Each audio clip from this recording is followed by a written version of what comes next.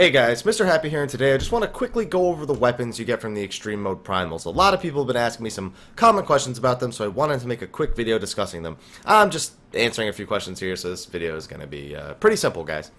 Alright, so first, let's discuss how to obtain them. The short answer is you defeat all 3 Extreme Mode Primals, and you follow the quest.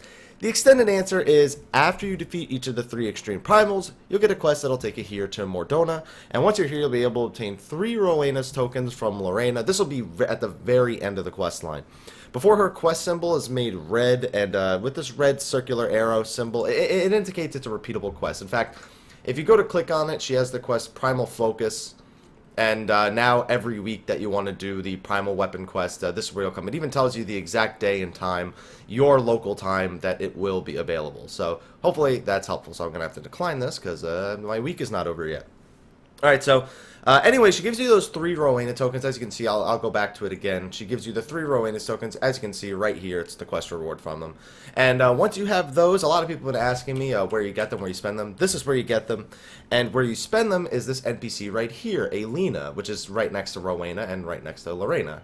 So after that, you go to items, and all the top items on the list here require Rowena's tokens. So this is how you get them, and this is where you spend them. So these are the Extreme Primal Weapons. At the top of the list is all these item level 90 weapons that come from the Extreme Mode Primals.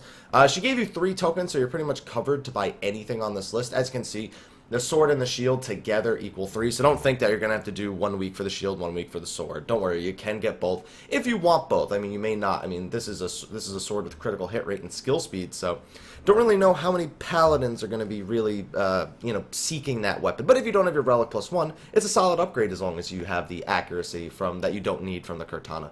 And of course, the onion shield with the parry and the critical hit rate. That's actually pretty good, but I think the block strength and the block rate is a bit different from the Holy Shield +1. I'm not a paladin extraordinaire, so just thinking off the top of my head, I think that might be a little bit different, but I'll leave that to the paladins who know what they're actually talking about gear-wise. So anyway, also, if you're a Black Mage with the Elegant Scepter from turn 5, this is where you can get the Ancient Buckler. It's only 1, so you're going to have 2 left over no matter how you look at it. No matter how you look at it, at some point, once all the weeks are over, you're going to have 2 of these things left over. So hopefully, I don't remember if the patch note said we could drop them, but hopefully we can, because I do want to collect all, however many items this is right here. So once per week, you'll be able to undertake the quest from Lorena right here. As I was saying, she tells you the time, and it's going to be to kill all 3 Extreme Mode Primals again for 3 more tokens, allowing you for a maximum of 1 weapon per week, 2 if you include the sword and the shield. So this in turn answers the next most common question. It's, do I need to be on the job I want my weapon for in order to get them? So no, you don't need to do the Extreme Mode Primals on the job you want the weapon for. Do them on whichever job you want. You can do them on the same job every week. Just simply complete this quest, get the tokens, and then spend them here with Elena. Or Elena. I don't know. Elena. That's her name now, officially. Alright, the next question is, and this is really one of the most popular ones I get. I wanted to say this till after I answered the questions explaining how to get them. But, so the next question is, are these weapons better than the Relic +1?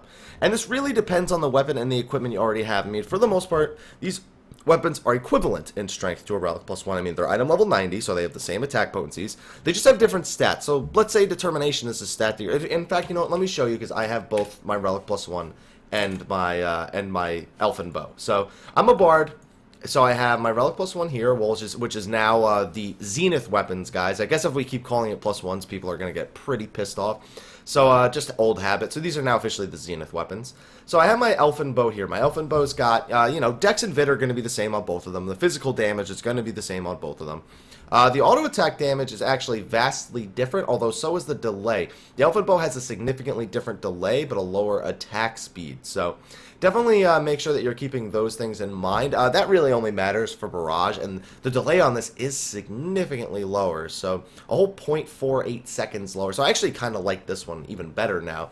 Definitely be sure to be paying attention to all those little details. But anyway, so this one, primarily, the differences you're going to look for, like crit, determination, accuracy, skill speed. So, for example, as a Bard, crit and determination are my 2 strongest stats. Skill speed's good, but crit and determination are definitely more integral in my kit. So this weapon has crit and determination on it, whereas my Zenith weapon has accuracy, skill speed. Now, don't get me wrong, 37 accuracy is a big deal, so before I can even use the Elfin Bow, I need to make sure I have that accuracy replaced somewhere. This is not my actual rating set, just so you know. So, you know, as long as I have these Allegan trousers, I'm pretty much all set. You know, 34 accuracy almost completely makes up for the Zenith weapon. So the short answer is it depends on itemization. Do you really need the stats that come from the weapons from Alina here? Or, yeah, Alina. Or do you absolutely need the stats that were on your Relic +1 in order to make your current set of gear work? So you really do need to make a set of gear around these weapons. So don't just assume that this weapon is better because its stats are better for you. You need to make sure that you're still reaching, you know, accuracy caps, that you still have the right amount of all the stats that you want. Make sure they have the right set of gear built around it before you can really just dive into getting this weapon. So, you know, don't worry. You can just defeat all the Extreme Mode Primals without a Relic +1 as well. So you don't need to invest into the Relic +1 in order to get this weapon. So if that's just, if you're just looking for the straight upgrade there, you definitely should be okay to get this instead of your Relic +1 if you don't want to spend the 900 mythos. You're just going to need a, you need a good group. That's the bottom line. That's what's most important. Do some good DPS and have a good group to enable to do these with. So the next question is, and this is really the last question I get, these are all the most common ones. Okay, so I can only get one primal weapon per week. Does that mean I'm only allowed to defeat each primal once per week? And this isn't so much about the weapons than it is about anything else. And it's the short answer is no. You can challenge the Extreme Mode Primals as much as you like. They drop jewelry, and in the case of Garuda Extreme, they can also drop a mount. There was somebody with the mount right over here, actually. Let me see if they're still here for the sake of this video. Come on, please still be here. Character models are loading. He's on the other side of that aetherite last time I saw. Yes, okay. So that mount right there, that is the Nightmare mount. That drops from Garuda Extreme. So that's another thing that you can get from the Extreme Primals. And of course, there are new housing materials if any of you have a house yet. So definitely, you can do them as many times as you want. On top of that, the jewelry they drop is also item level 90, so it's equivalent to Binding Coil gear. I'll show you right here. For example, I have the Vortex Ring of Aiming, critical hit rate, skill speed ring. It's pretty good. Then you have the Inferno Bangle of Aiming.